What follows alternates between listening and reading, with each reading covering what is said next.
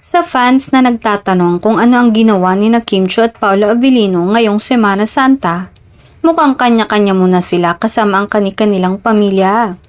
Ayon kay Kim, magpupunta lang daw sila sa church para magpasalamat ngayong Holy Week. Magpunta sa church and give thanks and sacrifice something kasi si Lord, nag-sacrifice naman siya ng malala para sa buhay natin. Say ni Chinita Princess sa recent interview nila ni Paolo. Say naman ni Paolo, kapag Holy Week ay hindi raw siya nakikisabay sa mga taong nagbabakasyon sa iba't ibang lugar. Madalas mag-isa lang ako sa bahay. Nagsiself-reflect lang ako.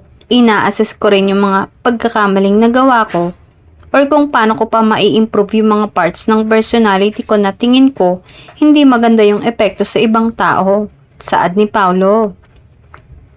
Timing naman nakatatapos lang ng Kim Pao sa sagad-sagarang trabaho para sa promo ng kanilang pelikulang My Love Will Make You Disappear.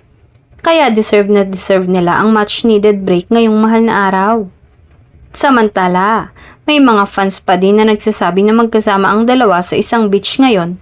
Pero dahil hindi pa nga bulgaran ng kanilang relasyon, ay pribado muna ito at tanging malalapit na kaibigan ang nakakaalam.